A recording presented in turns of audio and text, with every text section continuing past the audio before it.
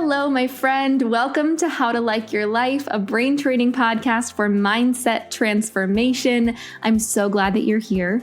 I'm Emily Lies. I'm a brain training specialist and hypnosis practitioner here to teach you how to harness your own inner power using the magic and science of brain training and self-hypnosis to transform your life and like your life.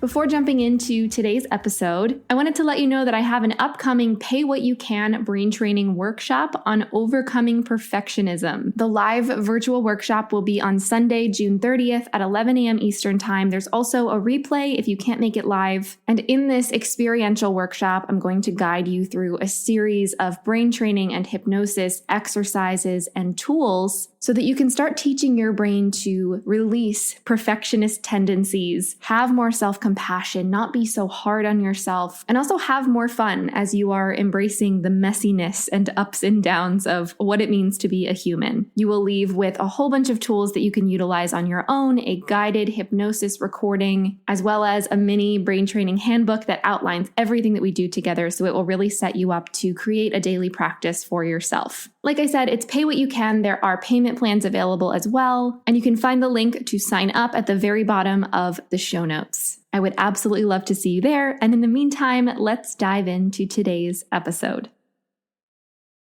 I want to preface this episode by saying that I live next to a playground with some very happy, very excited children.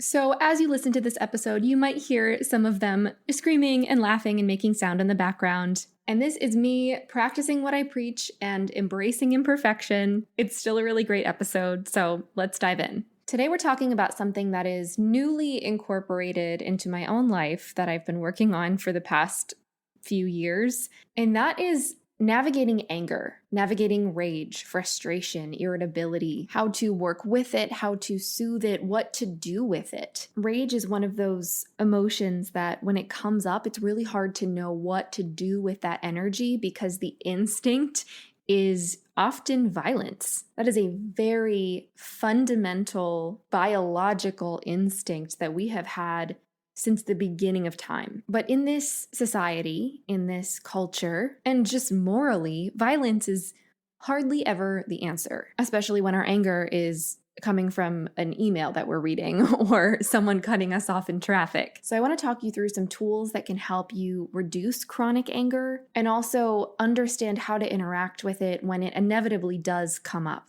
Because ultimately, anger, in addition to every human emotion, is essential in our lives. The goal is never to get rid of our emotions. It serves an important purpose in helping us survive, helping us navigate challenges, but problems come up when anger arises in moments where it's not actually helpful for us to solve a problem or to get through something difficult. So after today, you'll walk away with some strategies that can help you with that. Before we jump into the tools, it's important to understand where anger comes from. It honestly blew my mind when I first learned this, but anger is a part of the stress response. Anger is one of the ways that we react to stress when our nervous systems are activated and mobilized. Just like we can feel anxious or overwhelmed or overstimulated when we're stressed, we can also feel angry because the stress response has a couple of different types of reactions. It's known as fight, flight, or freeze, which basically means that when our bodies are perceiving some kind of threat, we become mobilized and have a rush of energy and inner resources and strength and instincts to fight off a predator,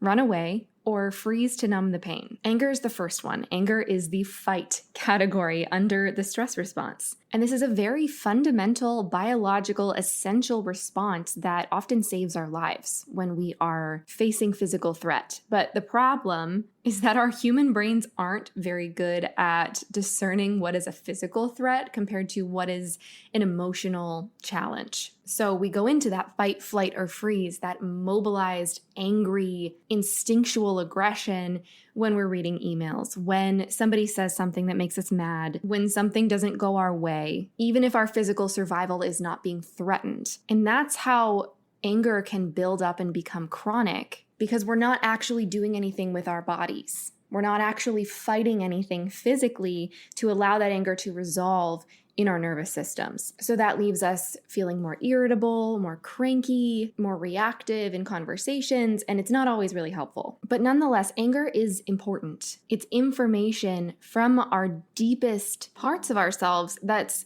telling us that something is not okay. Our intuition is telling us that something is wrong, a boundary has been crossed, something doesn't feel good, we have to protect ourselves, and then it mobilizes us to want to scream or fight or kick. And again, when we hold that in, it can lead to chronic stress because it's not getting out of us. And I have found that there are two types of people who are navigating anger in very different ways, who would particularly benefit from the tools that I'm going to share in this episode. There are the people like me who suppressed anger their entire life, who thought that any kind of angry reaction was bad, was not okay, was not safe. And so it took me a really long time, honestly, until this year, to really be able to start identifying when I am angry and identify what that feels like. So many of us just shove it down, especially folks who were socialized as girls, because we were taught that it wasn't okay to feel or embrace aggression. And then on the flip side of that, there's people who feel like they're angry all the time. Their fuse is really short.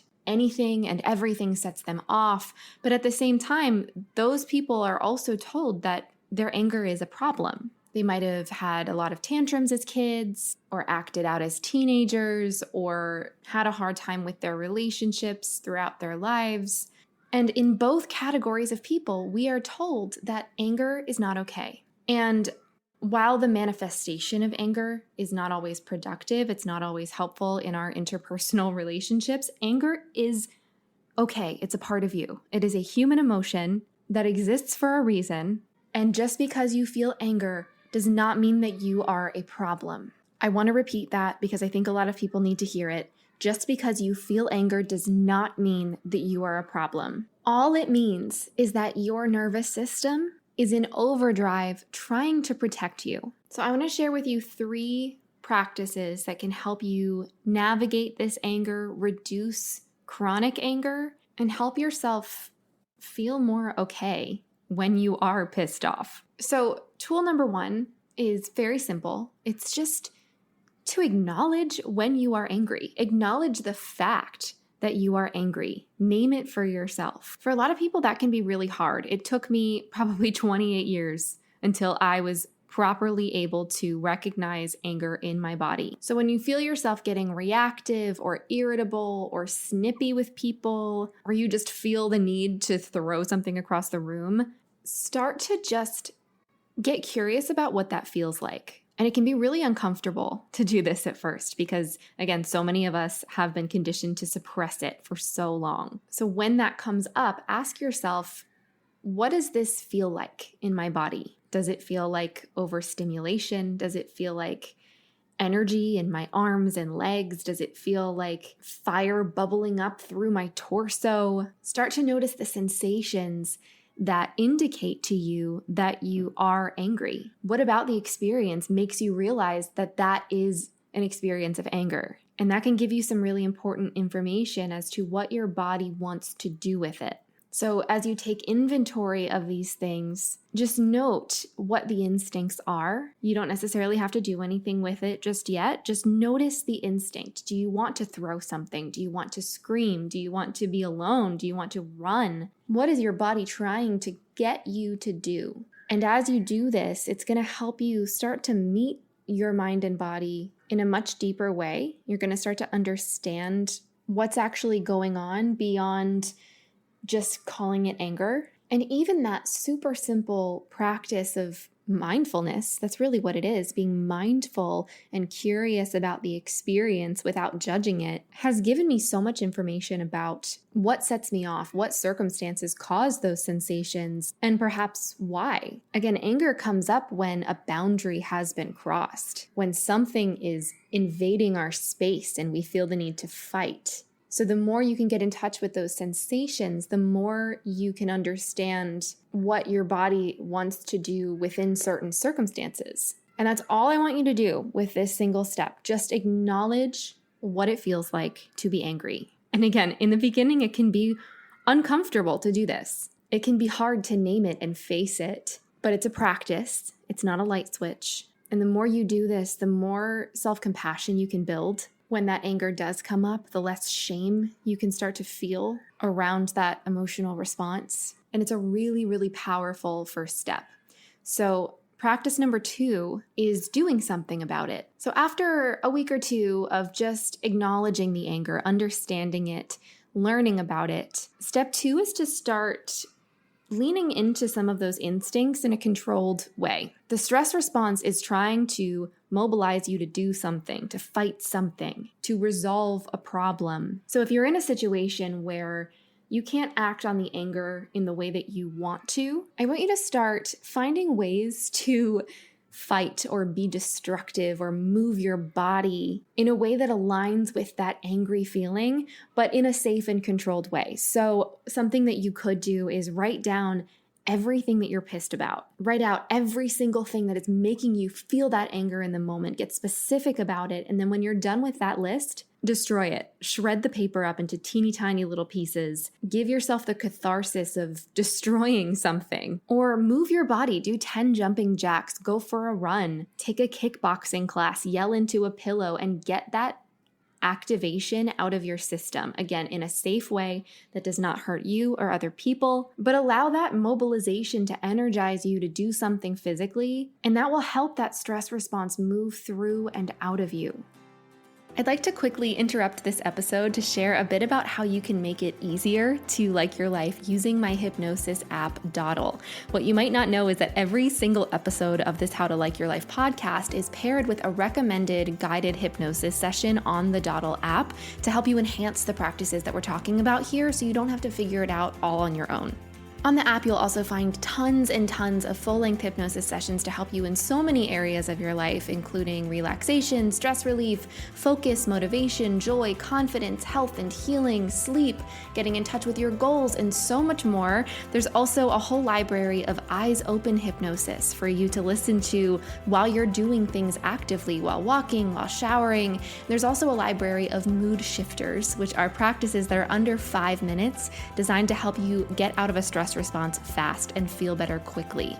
So in this podcast, I'll teach you how to like your life, and on Dawdle, it'll become a very easy task. So make sure to try out Dawdle for free for 7 days, and you can find the download links in the show notes. Now let's get back to the episode. Now, this step 2 is a short-term solution. It allows you to find a way to resolve that feeling in a productive way in the moment, but for the long term, it's essential to also work on reducing that chronic stress, that chronic lack of safety that your nervous system is perceiving. Again, anger is a part of the stress response. It's that fight part of the fight, flight, or freeze. And when we have chronic anger, that can often be an indication that we have chronic nervous system dysregulation. Chronic stress is at play here. And so the key is to start showing your brain that you are safe. I talk about this on this podcast all the time, but the brain really learns best from experiences, especially when we're talking about the subconscious mind, which is responsible for our emotions, our stress, our instincts. The subconscious needs experiences in order to learn how to think, feel, and behave. So in order to reduce that chronic anger response, in order to feel safer more often, you've got to start giving your brain experiences of safety. And there's a really, really simple and beautiful way that you can do this using your imagination, because the subconscious mind processes imagined experiences very similarly to real ones. So what I would recommend is each morning or each evening, find a time in your day that feels best for you. Take some time to visualize peace. Show your brain a sense of peace and safety, a moment where everything is okay. A really simple way to do this is closing your eyes, taking 5 to 10 long, deep breaths, and then visualizing yourself in a beautiful, safe place, in a beautiful, calm, magical, peaceful place. And that could be a place that you've been before. It could be a place in nature. I like to visualize myself in a meadow, clearing, in a forest, under the stars, or at a beautiful beach. It could also be a magical, made-up place in your mind, like sitting on a fluffy cloud, or even in a quiet place on the moon. Whatever that is for you, start to create a safe, calm scene in your mind each day and spend 5 minutes just engaging with that place, focusing on the details of it, noticing what you see, what you hear, what you smell, what you taste, the sensations you feel, and the sense of peace that comes up within you when you recognize that you are safe in that place. And the more time you spend in that place, the more your brain is going to familiarize itself with safety, because our brains use our environment to indicate how to react. And so if our brains are perceiving a safe environment in our minds, it is giving us permission to calm down. And that's training the brain to access that sense of peace more often and more easily. And what happens is eventually that reduces the reactivity in our brains throughout our lives. So the more you start your day with that sense of peace, the easier it will be for you to stay calm when your boss says something rude. The more centered and grounded you'll be when you deal with frustrations and challenges. And that's not to say that life will get easier or that challenges won't be there. You will just have a new state of being in your nervous system as you are facing it. Because training a sense of peace is training your brain and body to feel okay, regardless of what's happening. And the more okay you feel, the more calm you feel, the more access you have to rational thought and problem solving. Your inner strengths will be more available to you, and it will feel more doable to face the challenges that come your way. So in the moment when that anger arises, notice it, allow it, maybe tell yourself, this is not a problem. This is just information that my body is sending me. And then if you're in a space where you are able to do so, only when it's safe and okay, give yourself permission to release that anger physically some way that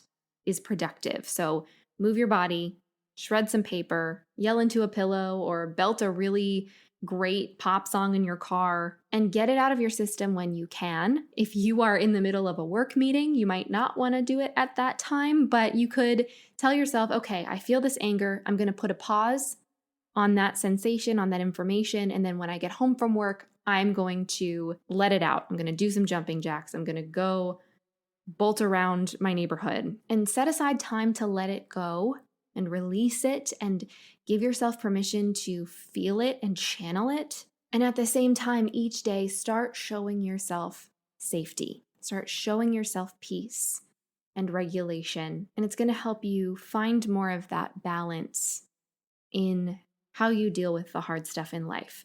Again, this is not to say that we are trying to get rid of anger altogether. Anger is essential when there are injustices in the world, when we notice cruelty or systemic oppression or wrongdoings that are happening. Anger is useful. It is necessary. We have to be angry when we are fighting for justice, and that's the time and the place to channel that mobilization. It's just when it becomes chronic and disruptive that it might be time to introduce some of these tools.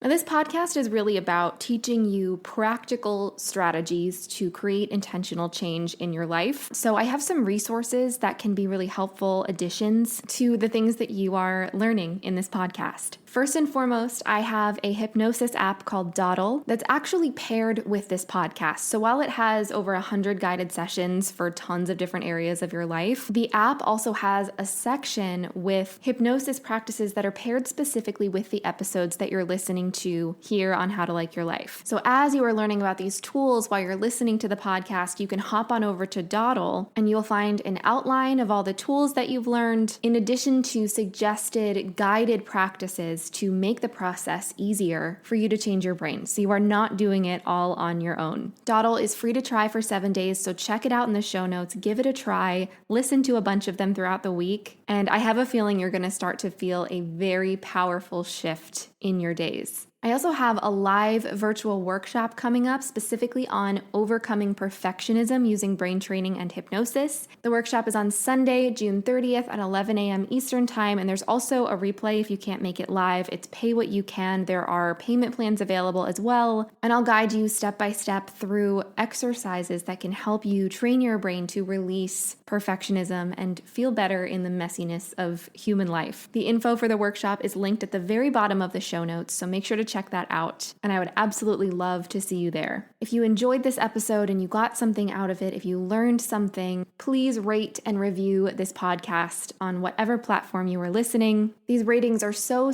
helpful in boosting this podcast so that more people can have access to these free resources. And on a more selfish note, I just love reading your messages. Feel free to also share How to Like Your Life on your Instagram and tag me and share it with your friends. Let's spread the word that it is possible to like your life, because it so is. You are capable of changing your brain. You are capable of feeling better, and I believe in you. You've been listening to How to Like Your Life. I'm your host, Emily Lies. As always, it's been so great chatting with you, and I will talk to you soon. Bye, friend.